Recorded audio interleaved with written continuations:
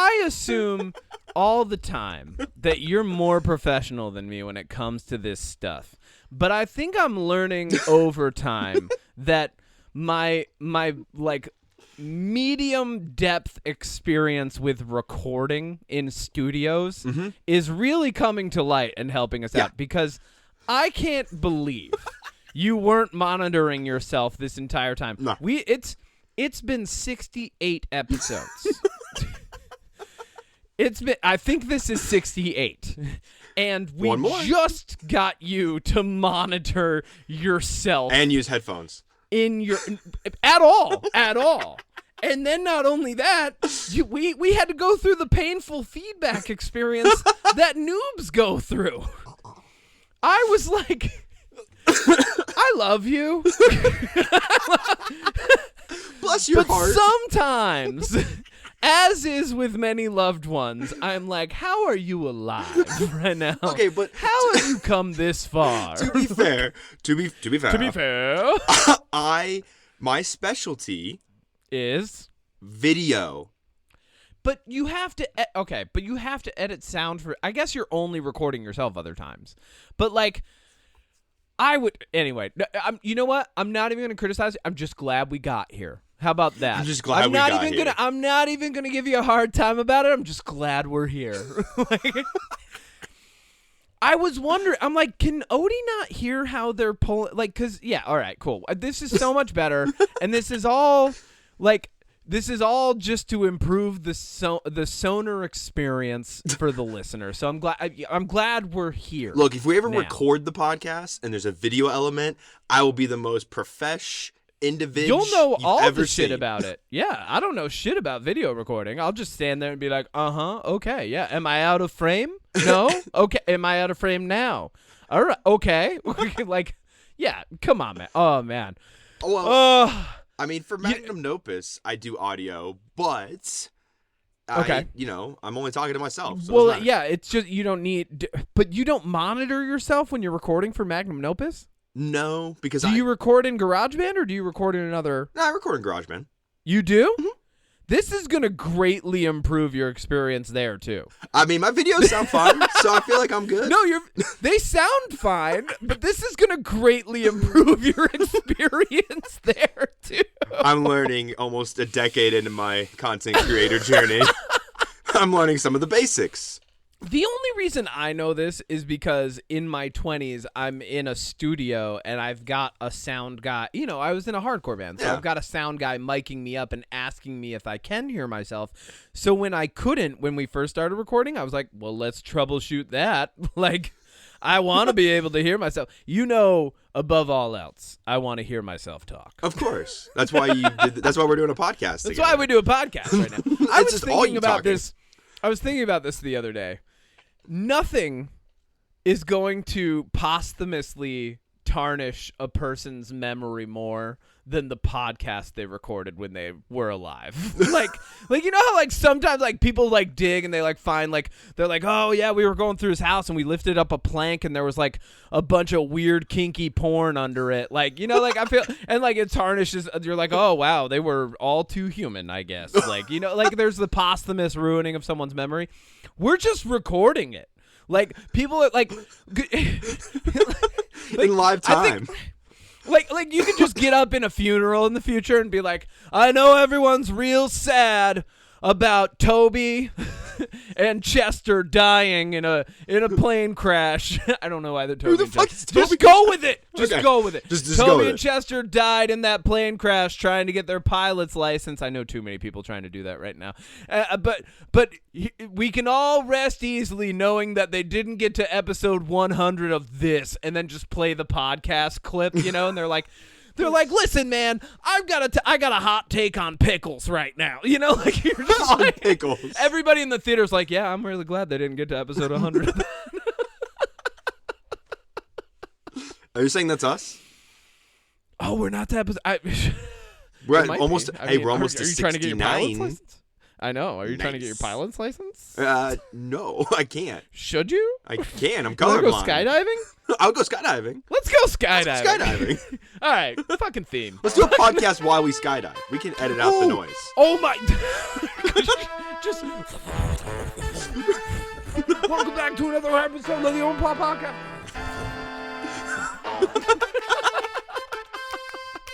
My name is Kevin Miner here. This is so stupid.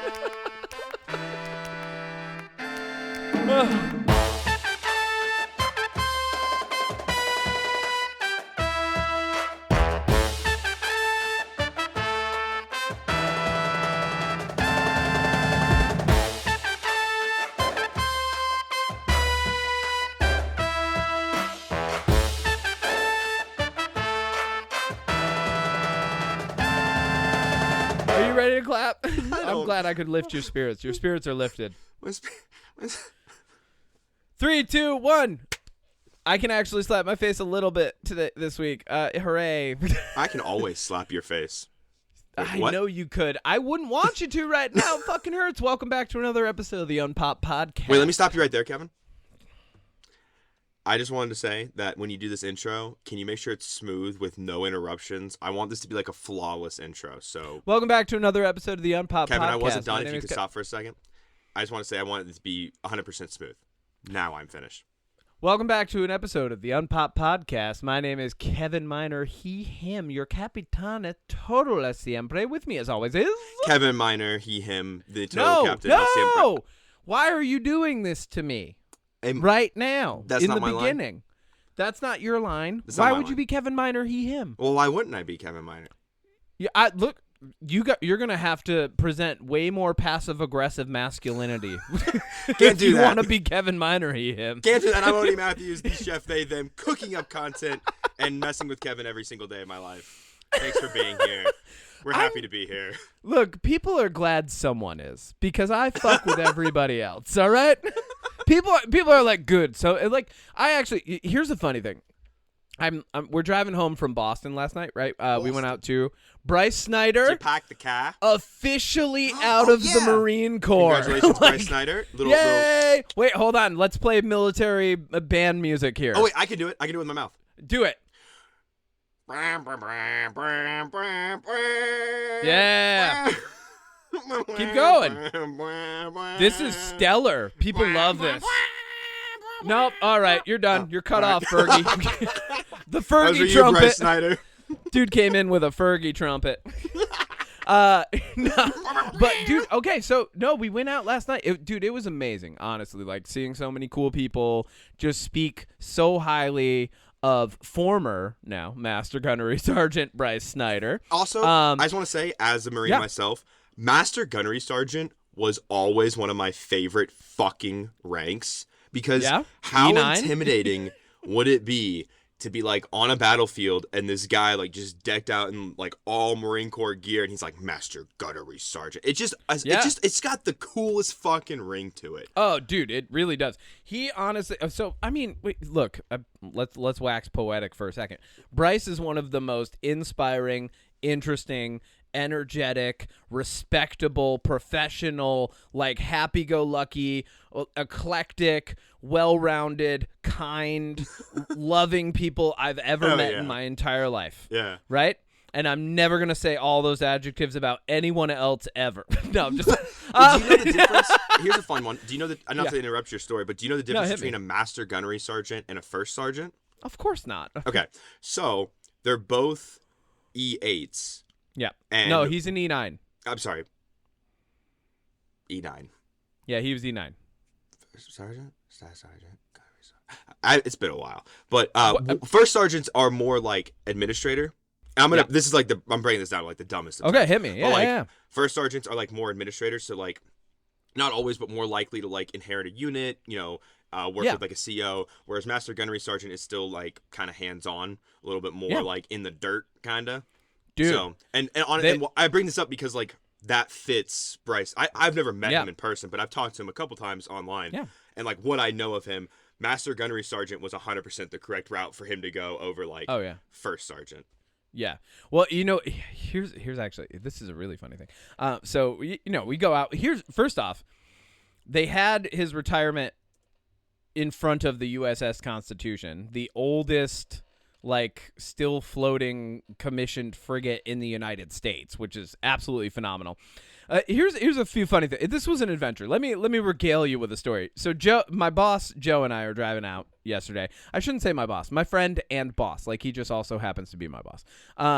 Joe and I are driving out to the retirement ceremony yesterday, and we're like, let's learn about the USS Constitution so that we don't like fuck up and say some fucked up stuff and get thrown into the wharf. So we're learning about the USS Constitution. First off, the first guy to command it, I think his like last name was Nicholson or something, right? And this was like in the 1790s, so they were just getting anybody that they could. Like putting together a naval force for the United States was proving a problem, right? So like they get this, but they had to like fight off French privateers and the Barber States down in the Caribbean and stuff. So they get this guy, and I'm pretty sure his last name's Nicholson, and he is just a fuck up. Like, the first thing he does when he finally, like, he's been out for months and he's supposed to seize ships and bring them in so that they can be issued with, like, fees and tariffs and taxes, and we can earn money. The first ship he takes in is actually a registered trade vessel, and then, like, he would have been held liable for $11,000, which is like $1 million back in 1790. Right. But instead, what happens? So, like, he brings it into the Chesapeake Bay. He's there for a month. Imagine being on a ship and this guy commandeers your ship. You're there for a fucking month. Like, we get mad at a traffic stop now. This is like, you're literally in holding for a month. The United States is like, oh, we fucked up. This was actually a registered trade ship with England. We owe them $11,000. Well, you got to pay up, Nicholson. And he was like, I don't have the money for that. So the U.S. government's like, Visa? Now we got to get approved to pay $1 million to fucking these guys in the Chesapeake Bay. The United States is pissed, but I guess speaking of like Nepo babies, like this is a great example of Nepo babies. His family's so entrenched in politics they can't just oust him, right? So then this guy Stoddard, who's like in charge of putting the Navy together, he's like, all right, well, just go back out, do a better job next time. He goes out. The second ship, there's two ships. One is a French privateer. The other one is like an English trade vessel. He's able to run down the English trade vessel because the French privateer ship kind of like lets it go and runs off. He commandeers it, but then recognizing it as a trade vessel, he wants to play it safe so he doesn't like fuck up for $11,000 again. He turns the ship back over, but the people he turns it over to are fucking French privateers, and the French privateer ship comes back and grabs it and fucking takes it. And the United States is like, what? How do we get this guy the fuck out of here? And this is the ship that like we're in front of. So like, me, the whole time this thing's going on and we're talking about like, the honor and regalia of the United States. I'm like, yeah, but like this ship fucked up real hard. Like we're in front of the ship that has cost the United States millions of dollars over the course of its life. And now we have it on display. Yeah, well, it had a great history. Other than that, it was like, but so we're watching the thing. I gotta say, the Marines put on a hell of a show, but the ship now, because of how the armed forces are, it's divided up, like it's in naval control. And I was like, oh, this is Master Gunnery Sergeant. We're gonna be on the USS Constitution. We're gonna do this amazing ceremony. First off, I'm pretty sure. I could be wrong, but I'm just going to say the Navy really fucked up or doesn't care about the Marines because it wasn't on the USS Constitution. Like it was just kind of in front of it, and we just did the whole thing. They didn't bring out any lights. They didn't provide any assistance, and they had naval staff there.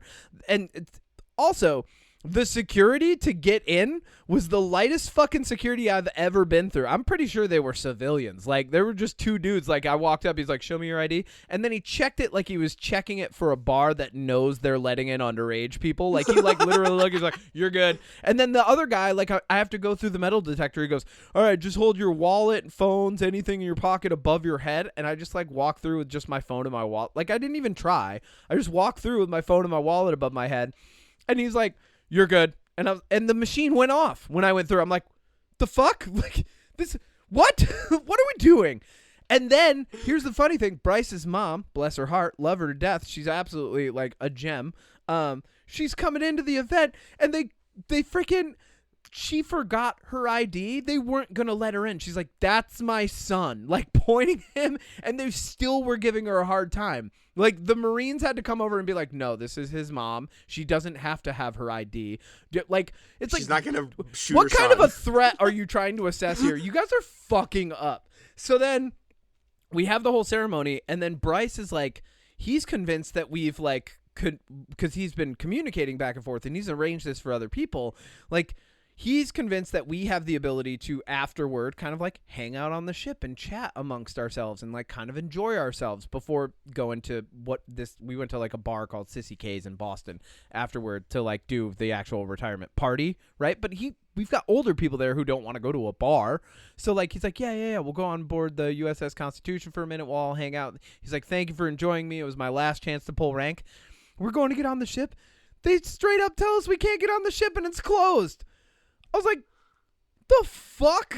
Like, why would you do that to a master gunnery sergeant who's retiring? It's like literally the last bit of respect the armed forces could show the guy. And like, they're just like, nah, the ship's closed, man. We got to go home. It's like, dude, fuck off. Like, that honestly sounds about right. In my experience in the Marine Corps. Yeah.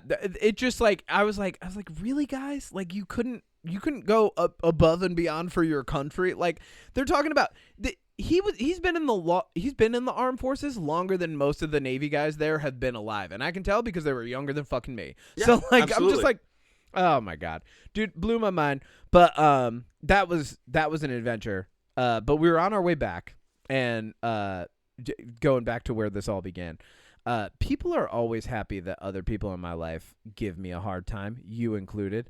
I let Joe, I called up Adriana while we were leaving and made the mistake of letting Joe and her talk. It just turned into them like double teaming me, making fun of all of my, like, you know, like when you bond over someone's flaws because you know them well. So whenever I play Fortnite with Goose and their friend Brenda and I gang up on Goose. It's a form of I get it. It's a form of endearment, but I was just pulling my hat over my head the whole time, just like shaking my head, like, why did I make this mistake? Why did I put you on speakerphone? Yeah, you should have done that. Like, you should have heard us talk about you when you were floating down the river when you came to visit, and me, Adriana, and Goose. I'm glad I didn't. I'm glad. Look, man, I know I'm a hyperactive dude. I talk a lot. I know all of my character traits and flaws. You've got your Pokemon card that has all your stats, you know. But it's another thing to sit there and listen to people bond over your flaws. You know, like there's like, all right, I'm gonna do it because I care about you guys. I love you guys. All right, all right. Oh, you got me. You got me. All right, okay. Like, it's very humbling. But I sat there and I weathered it. And a couple, you know, when you try to end the conversation, I was like, all right, babe. And then like, you know, but then they kept going, and I was like, a couple minutes go by. All right, babe. Like, oh my god, how you feeling? I'm feeling okay. Okay. You had the COVID. Mm-hmm. You had the big C and you had the long C. Yeah. And how was that? Oh, it was fantastic. 10 out of 10. Would do great. Again. Yeah, awesome. Just great. And during that, you've watched how many hours of Transformers movies? 25. All right, why did you watch 25 hours of Transformers movies, Odie? Why was that the case? Because that's what we're talking about today. Transformers 1 opens with narration from Optimus Prime in outer space, talking about the Allspark, which is a cube that can create life and transform worlds. We're not talking about the Allspark. Why did you watch 25 hours of Transformers? Please let the listeners know. They care about you. They don't want you to do that to yourself. Why did you do that? What's wrong with you? So, long story short of it is, on September 20th... Long story short, which is never... You know, people say that, and then the story is never short. That's why I said that. So I'm going to try to make it short. Long story short, on September 20th, a new Transformers movie comes out. So, I watched all of the Michael Bay Transformers to make a video on them. I watched a risky decision, some might say. Because I watched them all, and then I was like, okay... I'll come back to these. Let me get all my other videos done so I can just have like a clear run to work on it. And then I sat back down when that was all done and was like, oh, fuck, I don't remember anything from these movies. Oh, I had to watch them all again. Notes? Did you take notes? Of course. Oh, but you still, like, you needed to watch all of them again. I've learned that when it comes to my script writing for Magnum Opus, yeah, if I wait too long after watching the movie to write the script, I end up forgetting too much, and then it's a problem. So yeah. This is a very interesting thing because I don't think a lot of people realize this about some of the better YouTube channels out there. When you're scripting, how long typically is a script? Whew. Okay, yeah, this is perfect. Let me just pull up my scripts. Yeah. Because I have them up on my computer. Yeah, and I ask that because I think a lot of people, like, you watch YouTube, like, we consume content, and you and I have talked about this. I actually really loved Ristic Studies did a podcast, which was technically counts as content, but they were talking about right. The irony here is rife, not Matt Rife. It's just rife. Gross. But jump scare. You had such an adverse reaction. I don't like Matt Rife. What's wrong with Matt Rife? He's like the next generation. Kevin McAllister. No, do yourself a favor and Google all about him. He's a bad person. I mean, whatever. Isn't he like 22? No, he's like 30, and he's really bad towards women. Oh no. Anyway, that's what I was like. Well, I'm not gonna Google it because I just don't. Don't. I'm not into him anyway. Either. Yeah. But anyways. Well, I haven't watched a lot of it. Anyway, so the irony here is rife in that, Ristic Studies is talking about, hey, let's make art, not content, but they're doing it in a form that many people would consider content. Yeah. Although I would say Ristic Studies, being an art-based YouTube channel that does long-form essay form about art, and specifically art within the realm of Magic the Gathering, I would say that what they do is more of an art curation and appreciation than it is content, right? Like, I don't sit down and watch a Ristic Studies video expecting, like, oh, let's open 5 packs of Magic cards and see how much value we can get out of them. That's fucking content, right? Like, that's just, you're mindlessly indulging a thing that you're not actively engaging in. Yeah. I mean, there's a difference between art, content, and entertainment. I would Continue. say I'm just saying, there's like those are the three that I look at. Well, I would say that you kind of hit all three because sometimes your videos are more like, it's more like, hey, this is fucking funny, which is like, it's just like a short little thing and like you watched it so we didn't have to. Then there's the art side where you're actually analyzing the cinematography of some of these badder films and saying like, actually, although this film might be considered bad in many people's eyes, here's some really awesome things about it. That's more art appreciation. Once again, you're kind of highlighting, right? And then there's the entertainment value of just like, well, these were bad movies and maybe you don't have 3 my jokes hours that don't to watch always bad land. Movies. Yeah. Maybe you don't want to watch 25 hours of Transformers. Maybe you shouldn't. Good news. Magnum Opus has done that for you.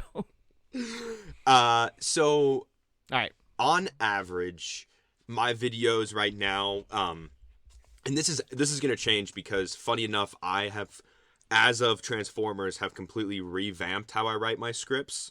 Oh, really? And the format of my videos is going to change, and the way I approach talking about all these movies is actually going to change a little bit. I didn't know this is what we were talking about today, Me but either. now we're talking about this. All right. I mean, I don't have much to say about this because there's not a lot to it, but okay, that's fine. I'm changing my format around to make them a little bit more coherent because right now, if you watch one of my videos, any of my videos, it's just nonsense. Well, I mean, it's kind of stream of thought. Like, yeah. As I'm writing these scripts and I have these thoughts, I'm like, I write down the thoughts like, for instance, if I'm talking about an actor and then I like something about the actor, maybe I'll talk a little bit about the actor for a second and then I like come back into the plot of the movie and like I'll do those little like spin-off conversations before like going back into the into the plot of the movie and stuff. And yeah. I think that there's something to that, but I would rather go through the entire. Here's a little sneak peek of what's to come. Hit me. I'm reformatting it to where it's gonna be like an intro where I talk a little bit, maybe about like the creation of the movie, like why people think it's bad and that kind of stuff, and then I'm just gonna run through the plot as if it was like a Wikipedia page, just like here's the important things of the plot, like kind of summarize it, still the way that I do, but with less tangents, and then at the end, I'm gonna come back and be like, here's a section of everything that I liked and I think worked. And here's the section of everything I didn't like and didn't work, and then here's my final thoughts. So it's a little bit more coherent on my like overall opinion of the movie rather than just like sporadic thoughts throughout. Yeah. So most of my videos are between like 10 and 12 minutes, and those are anywhere from 6 to 8 page Word documents, 12-point font. Yeah, because there's actually, and this is where I started this question. There's a lot of work that goes into creating a cohesive YouTube video like yours, right? The format you're doing, and I would even say like, you know, not like to give credit where credit is due. For someone like Mr. Beast, there's entire teams working on that, right? And like although that isn't although I'm not a content consumer in that way, I definitely, the few videos that I have watched, I've probably watched about like 5 or 6. I'm like, wow, there's just a lot that goes into this. And then there's content like Markiplier doing Smash or Pass with Pokemon. I like some of his content. That one, I think you might remember, that one got me because I walked in and I just like, I heard it was like forever ago. I just heard a kid like laughing, and I was like, "What are you laughing?" Smash. And yeah, it's just Smash, and it's just Pass. And I was like, "Are you watching Smash or Pass? Like, what is this?" What about Pokemon? But it was that. But Markiplier also has like a voice that like is very soothing. Yeah. So watching him do that was really funny because he's going through all the Pokemon, and like I was like, this is dumb. And then 5 minutes later, I'm just cackling at Smash or Pass with the ball. Like, it sucked me in. I don't know why. Like, something about it was hypnotic, just watching this grown man say whether or not he would have sex with Pokemon. It sucked me in, man. I was like, you know what? This is good entertainment right now. You know, that's a good comparison because I like somebody like Markiplier or a channel that I really like, Dead Meat, where they talk about horror movies and like how they were made and stuff. You know, they have really in-depth scripts. Maybe not Markiplier, but like Dead Meat and everything. Like he does sometimes. Yeah, they have like you know, really in-depth scripts, teams that are working on it, and then you know, there's people like The Weekly Planet when they do their like Caravan of Garbages. It's literally they just take notes and they just have like a conversation that's like unscripted. And their editors that they hire are just so enormously talented that they can just edit around not having a script, you know? Yeah. Whereas somebody like myself, and I imagine Dead Meat to some extent, while I write my scripts, I also make notes of clips from the movie that I like that I want to make sure I use, memes and other scenes and images and anything that I think will work in that moment. Now, I don't do the whole thing, you know, I still probably... At the end of it, I probably only like really plan out shots to like a 30% degree of 100%, you know, but you know, I'm able to do that. Whereas, you know, some people don't really have a script and they just have really talented editors. I probably could do that, but I'd kill myself in the process if I just unscriptedly talked about something and had to edit around it. That's not my jam. Just, I would honestly, to give you a compliment and to give some other people compliments, like I sometimes like there are clips or like little meme bits that pop up in your videos or some other videos that I watch, and usually they're kind of jarring to me. Like I'm like, oh, you took me out of the video. But like sometimes there are some that pop up that I'm like, God damn, that was spot on. That was perfect for that moment. You know, like that was the joke that a friend would, and that's really what it is in these videos. It's the joke that a friend would make in conversation that's a reference to a thing that we all know. It's like a little inside joke baked into the video. So, and you know, it's funny you mention that because I know, and I hope people I hope people know and still enjoy the videos regardless of this, but like I know that when I'm editing and I say something in my script and I think of a certain scene from a movie or a certain meme or a certain image, that I'm like, oh, this fits because this is a reference or a symbol or something that represents what I'm talking about or like has to do with it. I know not everyone's going to get that reference, but that's also, you know, part of the reason that I wanted to do this is because I have a million movie scenes in my brain at all time. It's nice to have a use to put those to something. So like, you know, this is like people who really complain about memes. I'm like, well, obviously you weren't sat down with a babysitter for your entire childhood watching movies on repeat. Like we are consumers of our culture, right? At the same time as we are producers and creators of culture. And like going back to where I was kind of talking about Ristic Studies, I think Ristic Studies is doing a call to action, not for everybody, but just for the people who want to rise to the occasion and be more creators than consumers, right?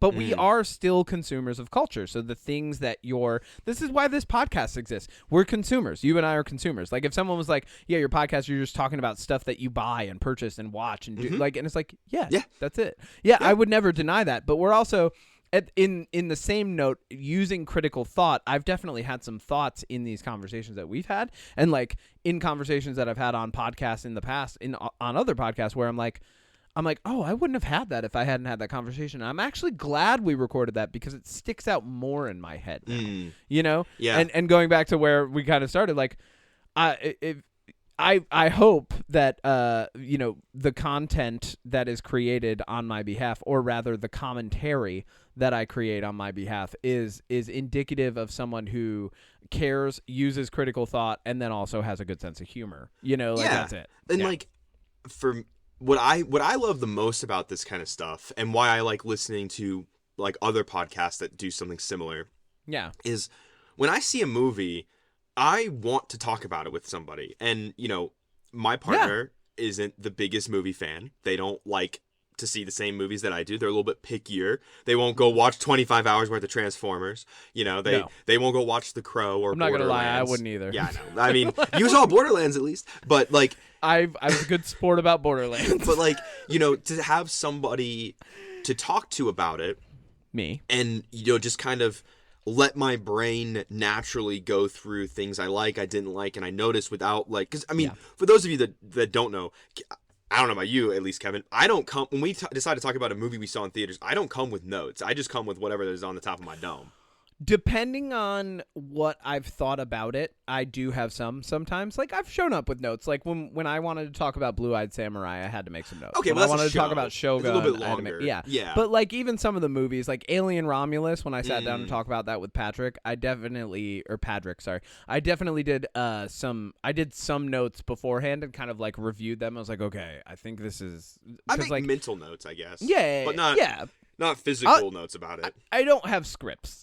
Definitely not. But I definitely have some notes. Yeah, man.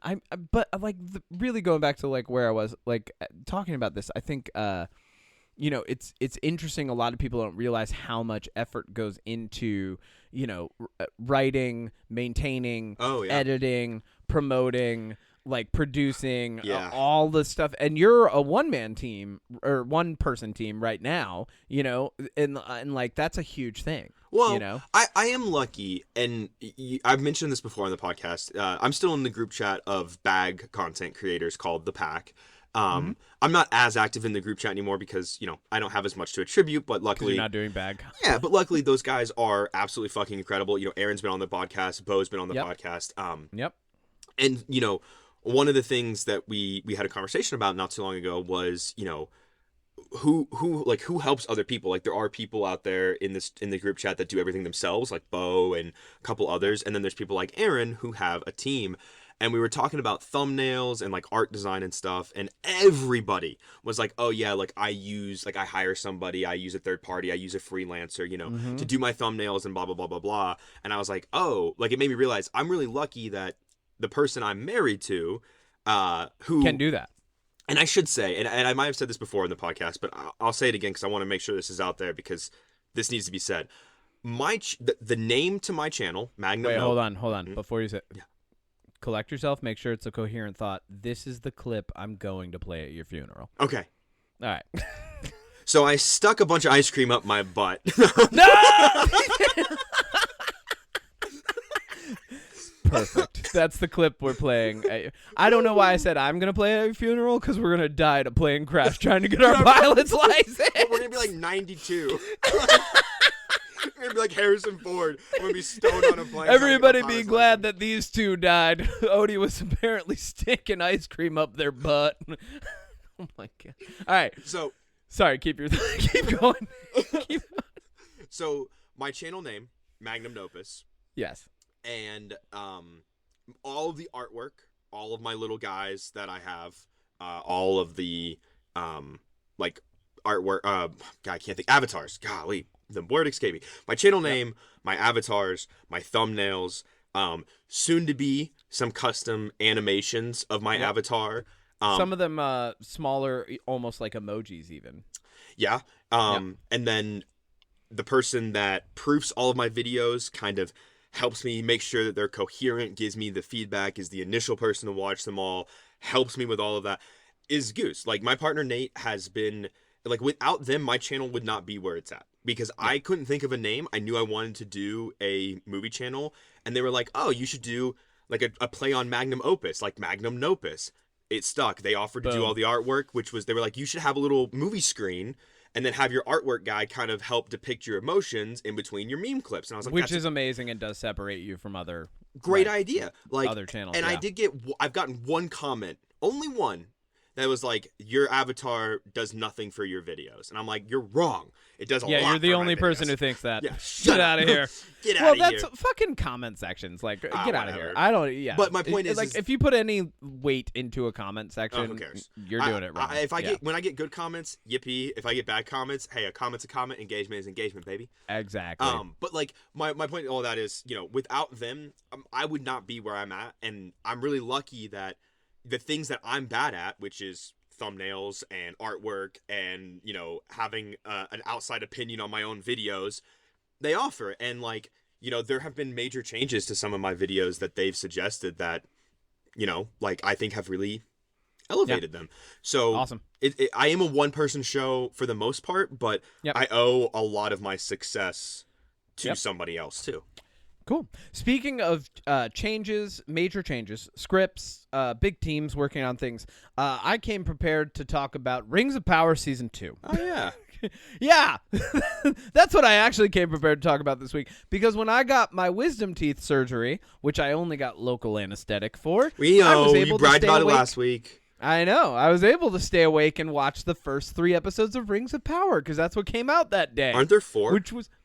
there are 4 now, but the first 3 came out all on the same day, and I was like, "This is perfect. I can just lay on the couch with these big swollen cheeks and watch this." I'm gonna look up the cast and stuff so I can kind of follow the nonsense. Do all the looking up that you want to do. Oh, it's only got a 6.9 rating. Are you sure you want to talk about this show? I do, because I'm actually enjoying it, and I have not looked up the ratings. I haven't looked up what other people are saying about it, good or bad. I've honestly just kind of like sat down and I'm like, I'm gonna watch the entire season. I'm not gonna engage with any of the like dialogue around it. I just want to watch it because I honestly like the realm of Middle Earth, and I liked season 1 enough. Like, and this is where I really wanted to talk about this.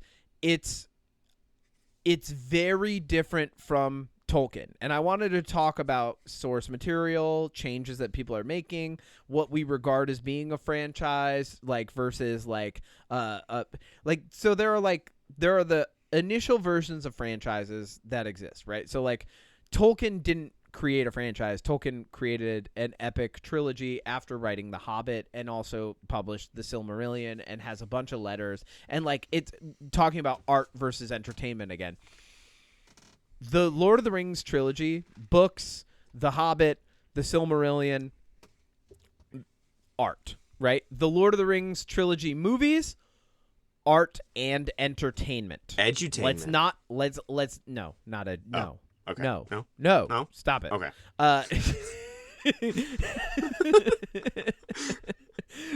But just art and entertainment, right?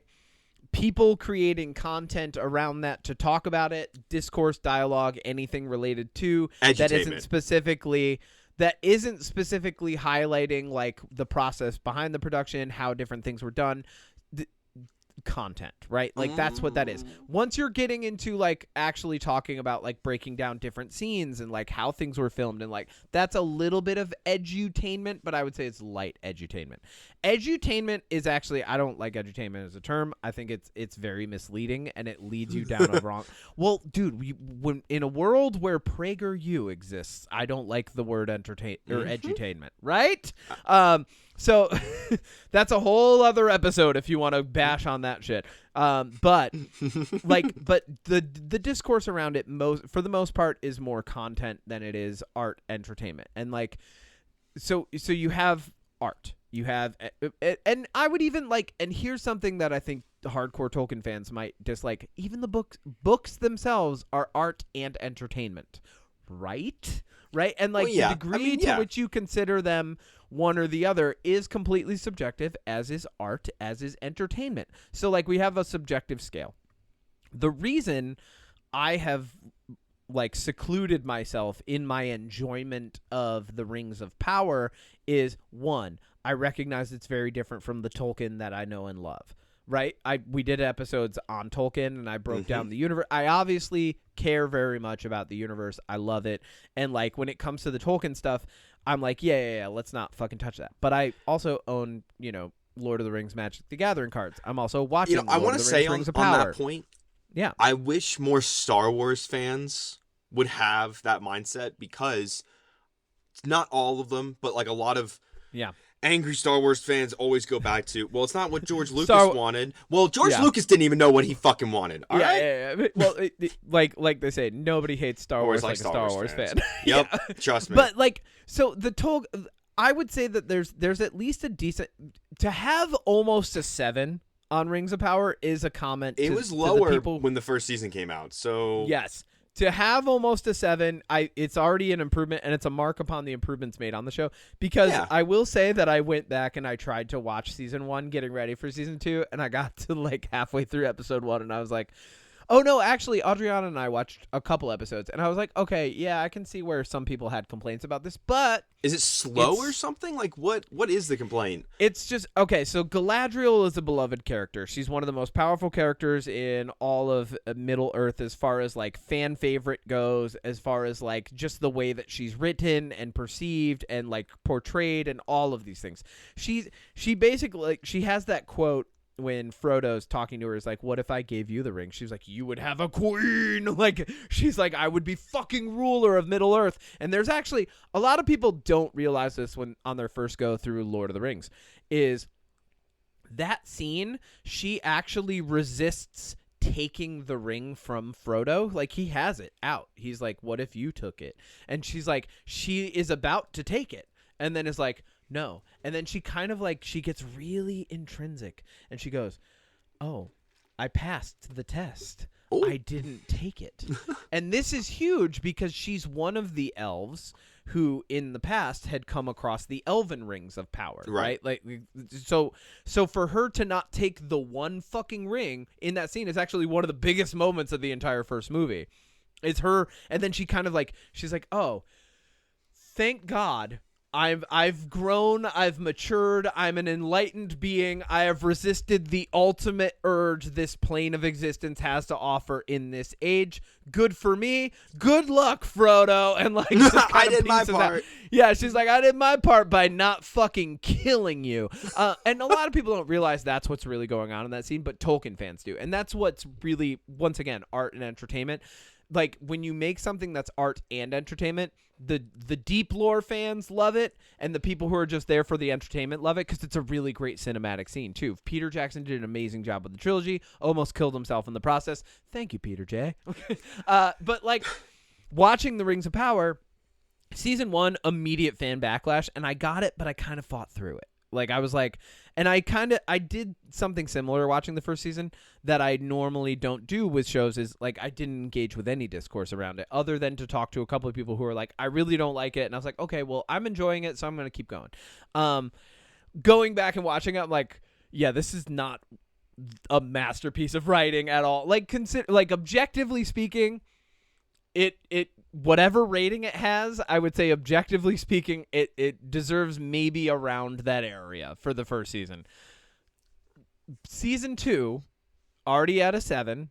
I would say it is a marked improvement on the writing. They're writing the characters better. They're flashing back and forth better. What they did with Galadriel in the first season, going back to what you were originally asking, they made her this kind of like stalwart, plucky, like arrogant, resistant, like I know everything female character. They kind of they committed the sin of dumping too much into the female fronted character, right?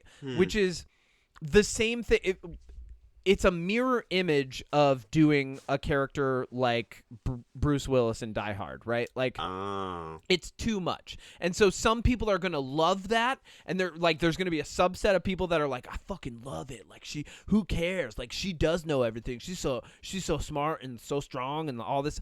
But like, anybody who appreciates good writing is going to be like, yeah, but where are the flaws? Where's the dynamic part of this character that make me care when she's wrong? Yeah. Okay, so having seen none of Rings of Power, I will watch season 2 when I have more free time, because I am interested.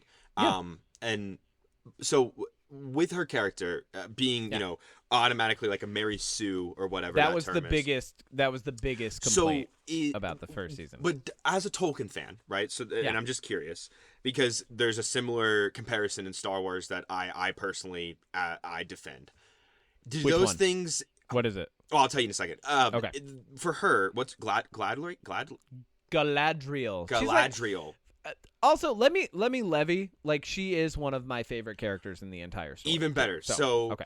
For Gladbag, with all of these flaws and stuff that she has, knowing where her character ends up, do you think that this is like kind of like adds to the character we see in like the Lord of the Rings, Peter, like the books? Like, does this help like kind of strengthen her character when you pull back and look at it? Season 1, no. Season 2, yes. Does season 2, does she change?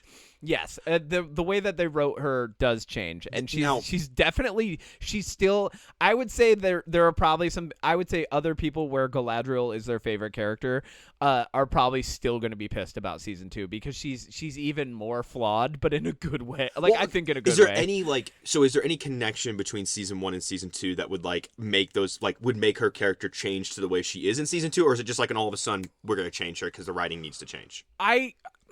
I think they changed. I think the actress is making stronger choices. I think she's understanding it a little better. I do think the writing changed. I can't comment to either because, like I said, I've kind of like I've taken myself away from the dialogue on it because I don't want to get it like locked into. You know how people get locked into like the carousel of like quotations and over analyzing what actors are saying about it in interviews and stuff because you don't know. Like, at the end of the day, like, yeah, cool, we can get quotes and snippets and little bits and we can understand like what's happening on set, but really I think over analyzing it is the death of the art side of anything anyway. I agree. And like, yeah, so like, over analyzing the comparison that I was gonna like kind of to go off, and I'm just curious if it is, and I don't want to get into this comparison in the weeds, but Star Wars, Luke Skywalker in in The Last Jedi, Episode 8. Yes. People complained that his whole story is that he was training the new era of Jedi. He sensed darkness in Kylo Ren, and he was gonna kill him, and that's not Luke Skywalker. Luke Skywalker wouldn't kill his own nephew because he sensed darkness, and a lot of people are like, oh, they fucked up Luke Skywalker because then, at the end he force projects himself and doesn't even fight and then just becomes one with the Force and disappears. And everyone's like, that's not the Luke Skywalker I know. And I personally go, well, no, that actually makes his character better because he was for a moment turning into his father, which is something that the Emperor once predicted back in Episode 6, which then, not that I like Episode 9, strengthens the way that Episode 9 ends with Palpatine. So to some people, they they butchered his character, but, and I would love to go into depth on this later, but like looking at it and, knowing what Luke knows of his father and his past, and now knowing the supporting evidence we have where he met Ahsoka, where she gave him some information about Anakin, not Darth Vader, I think it makes his character even better because it shows that even though he is this like righteous Jedi, he's flawed.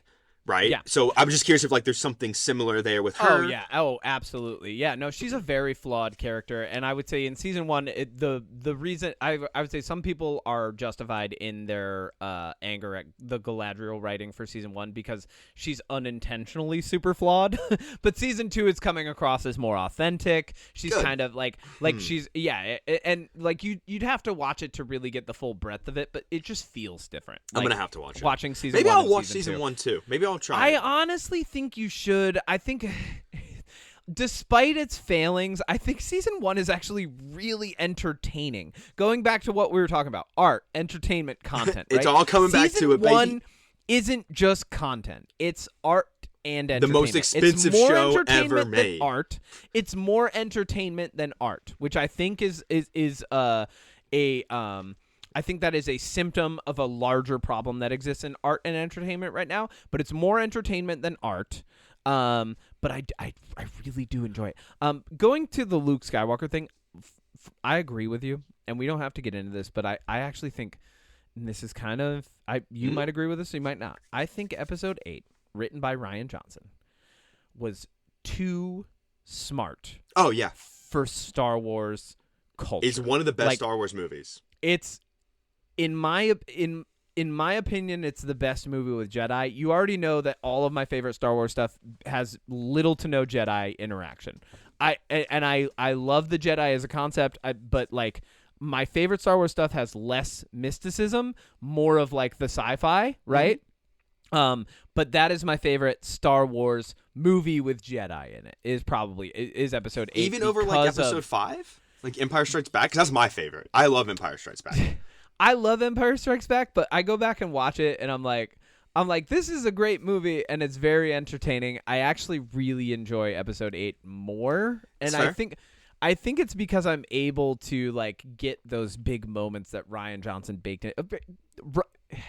Writing has improved. The way that we consume literature and movies has improved over time. And I think Rian Johnson is a writer who will go down in history as an expert writer of our time. And so I think that gives it more enjoyment for me on a personal level. I agree. I will say, like I will always give the caveat, The Empire Strikes Back objectively over time is probably just rated as a better film, in general. I also love Lando Calrissian, so like Empire I love Strikes the Back's sci-fi up there for me. Like the way they expand the Star Wars universe in Episode 5 is why I like it, because you get the Hoth battle, which shows more from the Empire. You get Bespin and Cloud City. You get the Carbonite. You get Boba Fett. Like it was also huge to have the bad guys win. It was nice. And when you think about the time that it was made in and how like having the bad guys win in that era, like that, what a fucking shock that must have been to leave the film going like, oh, that made me feel different. Like that was amazing. That was a good move. But yeah, so to tie that into Rings of Power, there are other things that are being retconned that are very different from the Tolkien Lord of the Rings. Like they've introduced these stores, the Stoor, which are a type of hobbit. They've put them in the land of Hrun, thank God fucking everybody is saying it that way in this season. I love it. Like I love that everybody just pronounces it correctly. It's so good. But it's Rhun.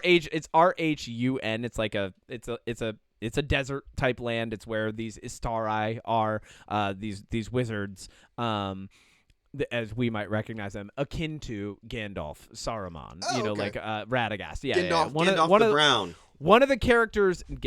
Stop it. One of the characters is Radagast the Brown. One of the characters in it that's central to the plot that's going on in Rings of Power is an Istari.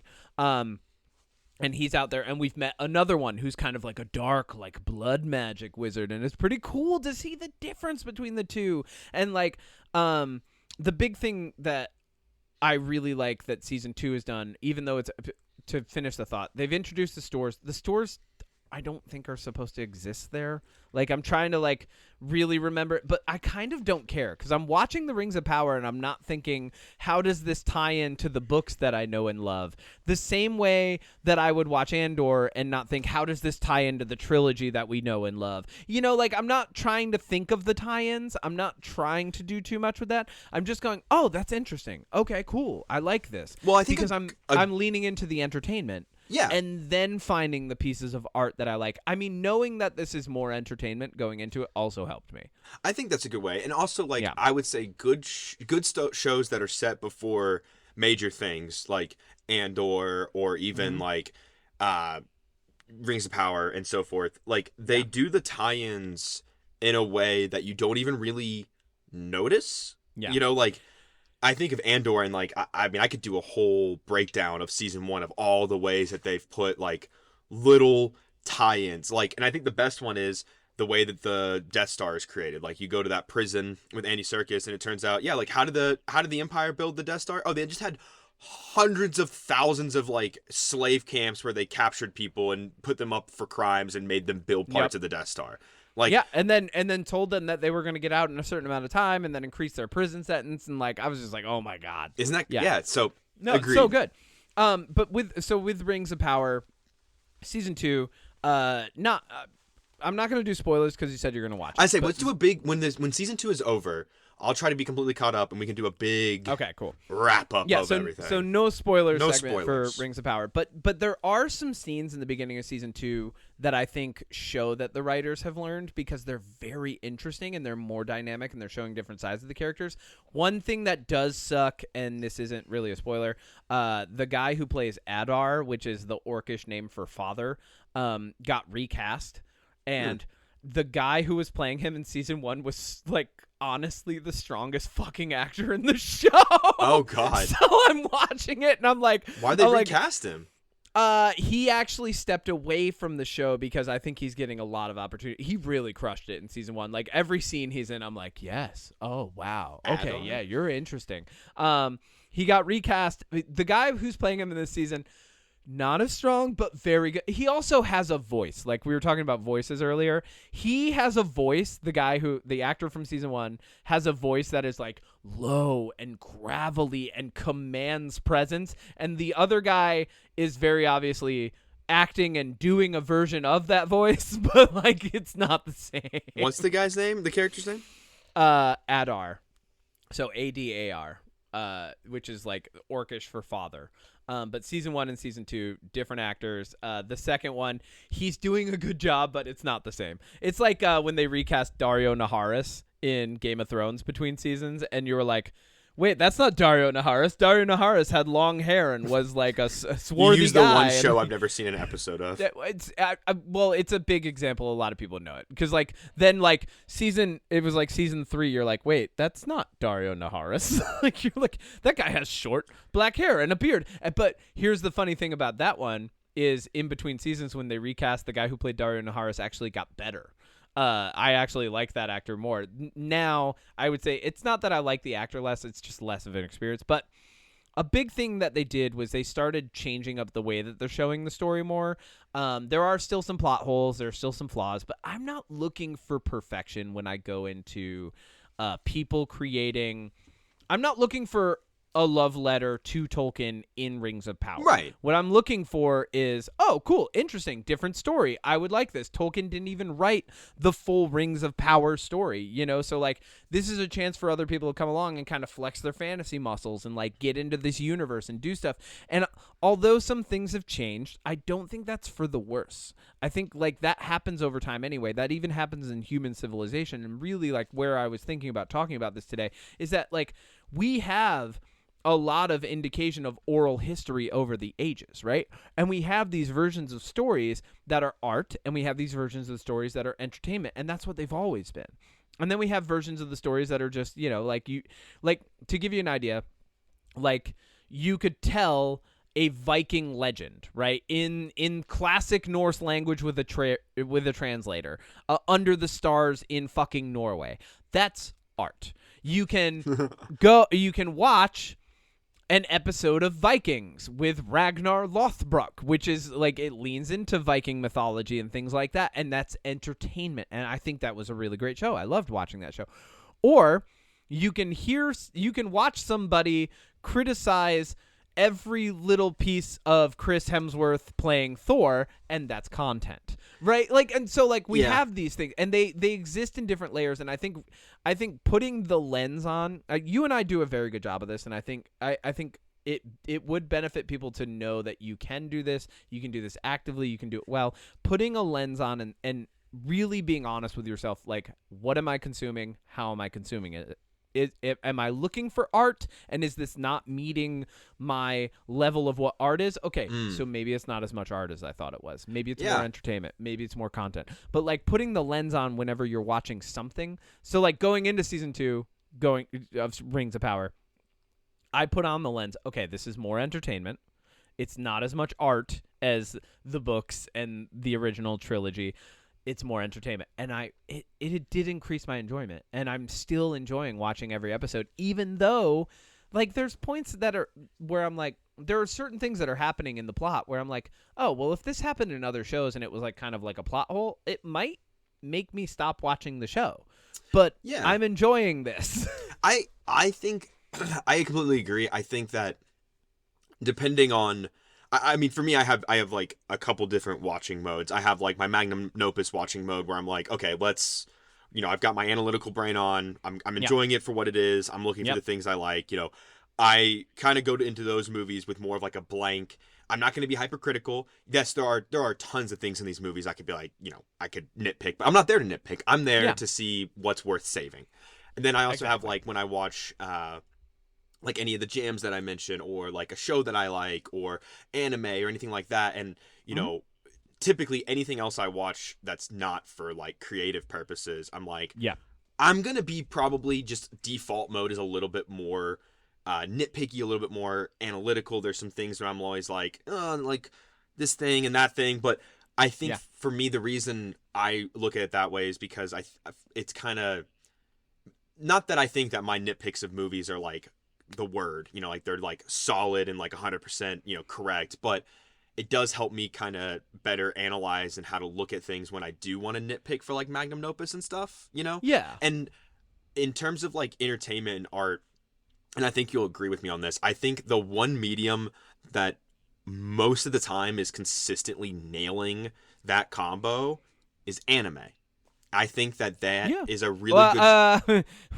Are you talking about by volume of show? Because if so, no. No, but if you're talking about like high quality anime... Yeah, like I think about like the Shibuya arc and how it's like in JJK and like how the animation is beautiful and the characters are so like well done and it feels like it's pulled straight from the manga, and you have the entertainment of the fight, but you have the art of the characters and the story. And there's a lot of animes like that. And there's a lot of animes like Food Wars that fucking suck. But like, I mean... I actually love Food Wars. Of course you do. Of course you do. But you get what I'm saying, like... Shokugeki no Soma. I think anime, like, for me, does a really good job of that. Or, like, movies from, like, Denis Villeneuve, like Dune. Dune is a great example of entertainment and art. Like, and it's a good fusion. I love that you brought up that point, because I think that there are a lot of movies out there that are just entertainment. And to some degree, I think there are some movies out there that are just art. Then there, and I think that when you do find a movie that really nails bringing those two together, it's like the movie that you love from last year, Dune, The Creator. What? The Creator, art and entertainment. Oh, I hate that. One of the best movies of last year. No. I mean, hold on. Actually, this is a good. That movie is artistic in so many ways. It is entertaining in so many ways. I just could not get over the fact that they were trying. It committed the sin that. And here's a good example. I was able to overlook in Rings of Power how there were some rules that were established that then kind of like they just disregard. And I was like, yeah, whatever. It's fantasy. In the Creator, when they go up, spoilers for The Creator, which not enough people saw, but like when they go up into you're right. Am I wrong? You're not wrong. Okay. Not enough people saw it. We're not going to get Creator 2. But like in The Creator, when they destroy a giant satellite that is then crashing to the Earth and wreaking havoc, but somehow not killing any humans, when the whole concept of the movie was about like casualties of AI and the war around AI and just like blind violence and war. At the end of the movie, the whole peak is just this guy that's like, I don't care what happens. I'm destroying this, even though we can't control the descent of this satellite. It's magically not going to kill anybody when it crashes into the Earth. I was like, I think the writer-director has forgotten the point he was making. And this entire film. I'm not going to sit here and disagree with any of that, because what you're doing is showing that a movie can be entertainment and artistic. And it was very entertaining. And still not land with somebody. And I think that's an important aspect, because I won't sit here and say, oh, The Creator, like, to me, one of my favorite movies of last year. Yeah. I think it's one of the best movies I saw last year, in my opinion. I painfully agree with you. and I think that's totally fine that other people, didn't like it or whatever, but the fact that it can still be entertaining and artistic to like you, but you're like, yeah, the movie itself, I wouldn't watch it again. I didn't like the overall story. It wasn't my favorite thing. And that's totally fine. But I like that, as we have this conversation, which I really enjoy this kind of conversation, we're finding that like there are movies and properties and content that we can consume just in general that, can fit these things, but not always be something that resonates with us. Yeah, and I'm getting over time. I'm getting better and better at just not defending things. Like when people criticize the Rings about, I'm like, yeah, you're right, and they're like, and you're still watching it. I'm like, yeah, yeah. I mean, yeah, I am. I'm enjoying it. Like, like people go back and they watch like Friends or like old show, like Scrubs or like we're gonna go back and watch Brooklyn Nine-Nine when we're older, and like I go back and watch Golden Girls sometimes. I'm like, rewatching these Community shows, right now to fall they asleep. all have flaws, but like we still, there's a lot of stuff that we love about them anyway, and just because we elevate something in our mind doesn't mean that it's not flawed. I think to wrap up what we're talking about, I think art, entertainment, and content are kind of dials, right? And the way, and like they writers, directors, producers, people who are engaged in these things, they're trying to turn those dials to different levels while you're engaged in it. And then you come along and you're kind of like, all right, well, I'm going to adjust these dials because this is where I think it's at. Right. And that's subjective. Like there's the subjective side of it. Absolutely. People are making choices all the time. It's not always going to be for you. But that shouldn't ruin the experience of appreciating what was artistic about it, which and what was entertaining about it, and what was kind of just content, right?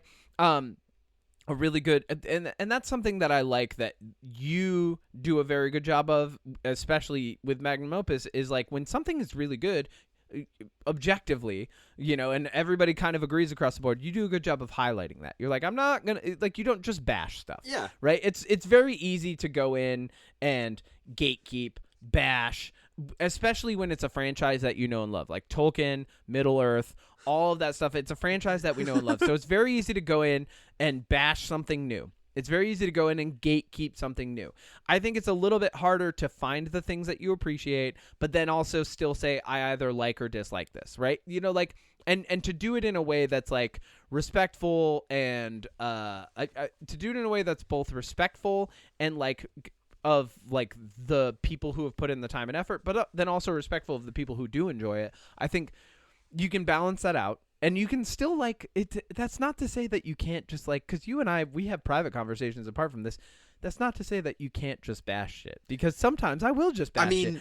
But when I'm when I'm in a medium where I find myself like I'm actually trying to be analytical, I'm going to try to find the silver linings and things, and I'm going to still hold my ground when I think something's bad, you know. But I'm going to do both those at the same time because I have those dials of art, entertainment, and content, and I'm turning them up or down based on what I'm watching. And let's be honest, you say that I don't really bash.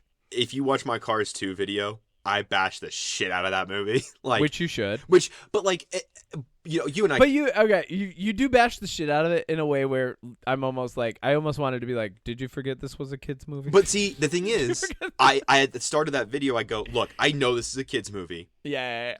I get it, but let's talk about it. And I honestly, like, when you think back to movies like that, like I actually, when I was watching that video, I'm glad you brought this up. I thought back to, did you ever watch The Brave Little Toaster? Yeah. Dude, I think back on that movie all the time. That movie makes no fucking sense. No. But it's amazing, and we love it. Like, it was a cherished childhood memory for so many people. Like, just a blanket, a toaster, and a vacuum, and a lamp, and a radio, trying to get back to their. Really, it's the precursor to Toy Story. Yeah. But in so many ways. You and I have bashed movies on here. We bashed the shit out of Borderlands, but at the same time, I feel like. Well, Borderlands, unfortunately, was trying to sell itself as like something that was much greater than what it is, And maybe I get it. The marketing department for anything is trying to hype something up. Yeah. And once again, Rings of Power, I was able to overlook it. Borderlands, I was not. Well, and that's the thing too, is like I feel like there's a difference. If we got on here and we were like, we're gonna talk shit about The Godfather Part 1 and Part 2, or we're like, we're gonna talk shit about. I don't know, another really beloved Citizen Kane. We're gonna talk shit about Citizen Kane, which I'm sure you could find flaws in all those movies, yada yada, blah blah, whatever. My point is that like, I think there's a difference, and this is a personal opinion, and maybe myself just trying to like protect myself from haters a little bit, but like, I think there's a difference between a movie like Borderlands where everybody's like, yeah, that movie looks like shit. I wouldn't go see it because it seems like shit. The people that did see it are like, it is shit. I think there's a difference when you get in there and you're like, yeah, like everybody is right, and here's the reasons when why. we collectively culturally agree. Yeah, but one thing that we do is we make sure we go like, I didn't like this because of this. You know, it's not just like, oh shit, because just shit. Like we give, why was it bad? We give reasons. And on the flip or side in the case of Rebel Moon, just why? Well, and again, like there are people out there that, you know, liked Rebel Moon, and I think that their reasons I've heard from them. They've told me that I have some interesting opinions. And like, and honestly, like I respect the fact that story, you know, hit them in a way where they liked it, and I do too. That's totally fine. I don't Rebel Moon. I don't give I'm not going to sit there and try to convince someone otherwise of their experience. You can I'm not going to gaslight someone based on their enjoyment of something. You can like whatever you want, but on the flip side of that, you know, in my new movie video that came out yesterday, Scooby Doo, or at the time of recording, came out on Friday. I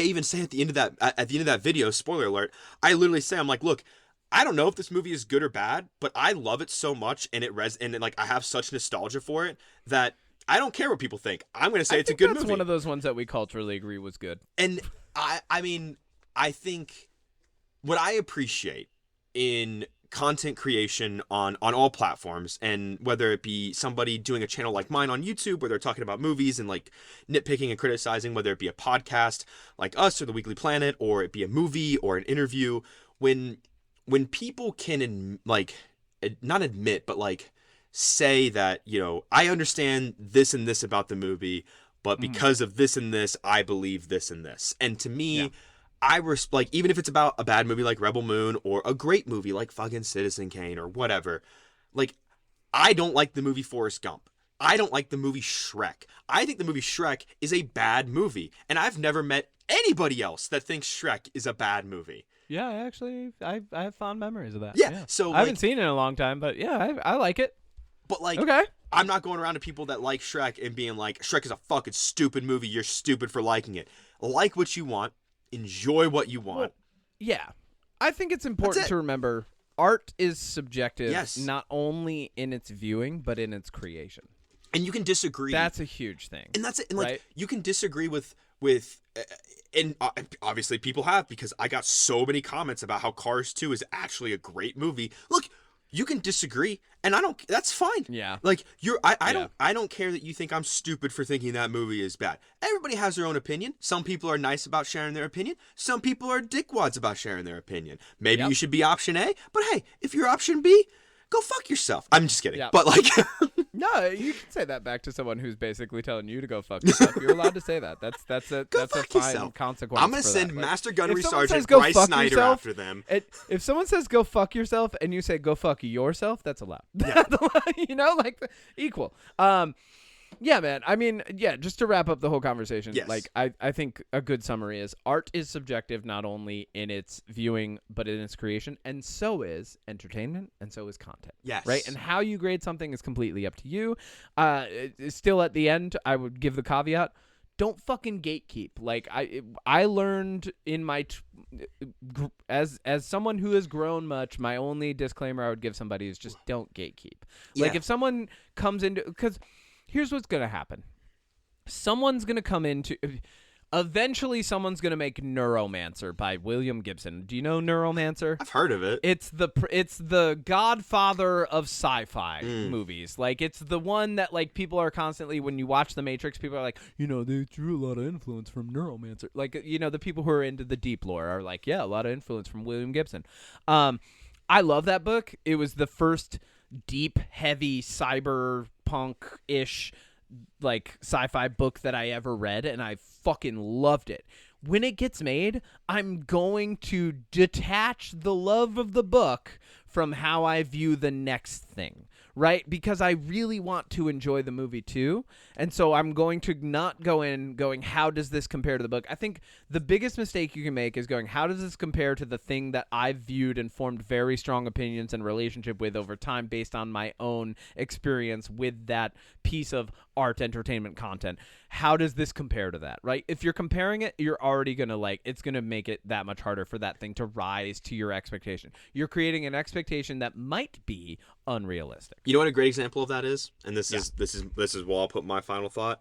Great example of what you just said is the live-action Avatar: The Last Airbender show on Netflix. I have not seen it, but the fact that people were comparing it to the original cartoon and complaining about all these changes and stuff, when at the end of the day, I knew I wouldn't like it, so I didn't even bother watching because it's made for a new audience. In my opinion, if you go into these remake shows and things like what you're talking about with being like, well, this is for me because I love the original, you're probably going to be disappointed. And maybe you won't be. Maybe I'm sure there's examples of this where the new one is like, better, just as good or whatever. But I think to some degree, people need to understand that when new things like this come out, like the Avatar: The Last Airbender live action show, or even the One Piece live action show, or like I would say like a Crow remake, if there was a good one out there to use as an example. But when these things come along, it's not necessarily for the original fans. Yes, obviously they want the original fans to go watch it, but sometimes these changes, and a good example of this would be Percy Jackson.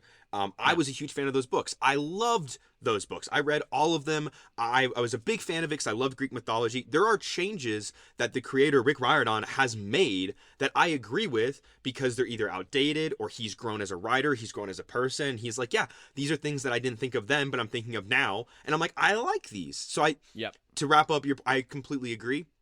And I think that, managing expectations with any piece of content and media and things that we consume is very important. Those expectations, of what it's going to be. Yeah. What have you consumed this week? What's your jam? I'm prepared this time. Oh, shit. Odie's fucking prepared. God It took 68 episodes for me to have my jam ready. Celebration music, baby. All right. Good job. All right. What do you got for me? Hit me. I've been watching a show called Owl House on Disney.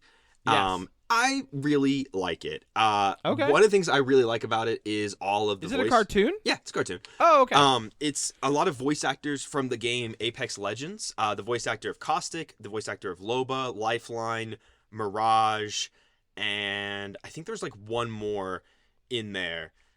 It's about a girl. She's like kind of, I don't really know. How do I want to describe her? She's quirky, she's weird, she's nerdy, she's into like the mystical, like she reads like wizard books, and she, has a lot of energy, and she's really creative. And her outlet in the human world gets her in trouble all the time, and she ends up stumbling into another world where magic and wizards and witches exist. And she ends up becoming a witch's apprentice to learn magic in this magical realm. And it's all about like the shenanigans she gets into. Alex Hirsch from Gravity Falls is one of the main voices, and also had a hand in like the writing and producing. And then the main character, Ida, is voiced by, if you ever watched BoJack Horseman, she's the voice of BoJack's mom. I don't know her name off the top of my head. I don't know her from a lot of things, but that's the one. BoJack Horseman is what I know her from. Yeah. It's really good. It's really wholesome. It's got a really interesting story. It got 2 seasons. Spoiler alert, the main character is actually gay, and Disney didn't like that, so they canceled it. And then like there was a huge petition and fight to get it back, so they brought it back to do one final season to kind of wrap up the show. It's got good representation. It's got everything. It's got social controversy. It's got non-binary characters. It's got queer characters. It's got straight characters. We love that. Don't worry, it's got straight characters. It's just a really good, wholesome show. It reminds me a lot of like Gravity Falls and stuff. I've been really fucking with it. So I'm only like 7 episodes in. But so far, I really like how they're like portraying the evil characters. I like she's got like this rival who's like mean to her, but like they're exploring like why is she so mean. Like it's just doing a really good job of like building out these characters and making you like everybody. And it's a good watch. Cool. Hell yeah. I'll probably check out an episode. I'm supposed to be resting, and I have not been doing that this week, so I should probably... We were talking about this. Yeah, I've overdone it, and my surgeon's office told me that I overdid it. The people in my office told me that I overdid it. Adriana told me that I overdid it. Fucking my boss told me that I overdid it. Like, I get it, guys. I can't fucking stop, okay? There's 2 cast lists coming out this weekend, and I'm in both of them, all right? You need to learn how to slow down. No. Me neither. I have a problem. Fuck that. Let's unpack that. No. So I have 2 jams this week. One is the band Many Eyes. It's the new band for Keith Buckley, formerly the singer of Every Time I Die. They have an album out called Light Age. If you were a fan of Every Time I Die, fucking listen to Many Eyes. They are so good. I absolutely love the writing style. Keith Buckley, I would say one of the best lyricists of our time. Period. That's an actual opinion of mine. I will hold that firm. One of the best. I love his writing. I love the way that he can take the English language and turn it on its head in a fucking song. Australian country singer Keith. Oh, that's Keith Urban. Never mind. Keith Buckley. I was like, Buckley, Buckley. No, he's a published author too. His most recent book, I believe, was Watch, which was a really fucking good. He's so good, man. He's such a good writer. He's a good person. Random story. He actually called me up from Warped Tour one time because he was hanging out with my brother and told me I needed to do a car bomb when I was hanging out at a bar, which is wild because both of us don't drink anymore. That's awesome. Keith Buckley and I. Yeah. But like he's cool dude. Really great writer. One of my favorite songwriters. One of my favorite lyricists. One of my favorite poets. And he's in a band called Many Eyes. They have an album out called The Light Age. It just came out. Can't recommend it enough. And another jam, you brought up voice actors, and I want to bring this up. I've never brought up a voice actor, I think, before on this, but Byron Bennett, good friend of ours, from across the pond, who's Byron getting into fucking Muay Thai, and I got a little shout out for Byron here too. Fucking props to you, man. You're sticking to it. You're dedicated. I love everything that you're doing. I love when you text me. I love when you send me a message about how you're going to Muay Thai. I love how into it you are. Like, he's really found a cool calling that's bringing him a lot of fulfillment, and it just makes me happy when people find that, and then they continue sharing it with me. I'm like, yes, you're fucking living. That's what we're here to do. But he sent me not too long ago an excerpt that was being read from the Warhammer 40K universe by a voice actor named Chris Tester. Now, I only know Chris Tester on Instagram because he is an account that I have randomly just gone in and like watched things from now and really enjoyed. Like, just been like, going back to what we were talking about, he's got a voice that I'm just like, I like this fucking voice. And to the point where I was like, one of his most recent videos, my only comment was, do you have a Patreon? Like, I was like, I would like to give you money for this. Nice. Because this has entertained me to a great degree. He was reading specifically the passage that made me recognize him as a voice actor and someone who's like doing this. He was reading a passage called The Marks on My Skin by Erebus in one of the Warhammer 40K books. Erebus is like a famous character. We could probably get into it on another deep dive. But he's like, as he's reading this, I'm like, this is this character. This voice is that fucking character. Yeah, like talking about like paying homage to the art and the entertainment, like the art and entertainment of the Warhammer 40K universe, once it finally like hits the public zeitgeist, is going to be so deep that it's going to be all we hear about for like fucking years. There's a game right now too that's really popular. Well, Space Marine 2, the sequel to a game. Yeah, actually, it's so popular right now that I'm being sent like clips of it in another group chat that I'm in. I've been seeing clips of it as well. I've been playing Helldivers. Love it. That's my other jam. I've been playing Helldivers, which is good. Jam. That's all I gotta say about that. But yeah, right, cool. Just to wrap it up, Chris Tester does an amazing job. I love the characterization of the voice. I hope that by liking the videos, which are I would regard as art, entertainment, and content, that I will be suggested more voice actors by the algorithm. Nice. That's it, baby. That's all I got this week. I mean, yeah. Right, I gotta go my do more teeth still fucking hurt. We're overdoing it. We don't know how to stop. It never stop, never stopping. That's what's up. I love that movie. You want to be a pop star? Never stop, never stopping. I own that movie. You got to be Andy Samberg on this. I love Andy Samberg. Yeah. Also, I got a question for you. I'm playing Colonel Mustard in a live in the library experimental with the theater interactive version of Clue. Do you here's my questions for you. 1, do you think I will end up being the murderer? 2, where do you think I will do it? And 3, what item do you think I'll murder people with? I think it'll be Colonel Mustard. Yes. So you do think I'll be the murderer? In okay. The so Colonel Mustard room with the candlestick. Dude, I love that you said candlestick because I actually think that's what he would kill people with. Exactly. Yes. Fuck yeah. End it.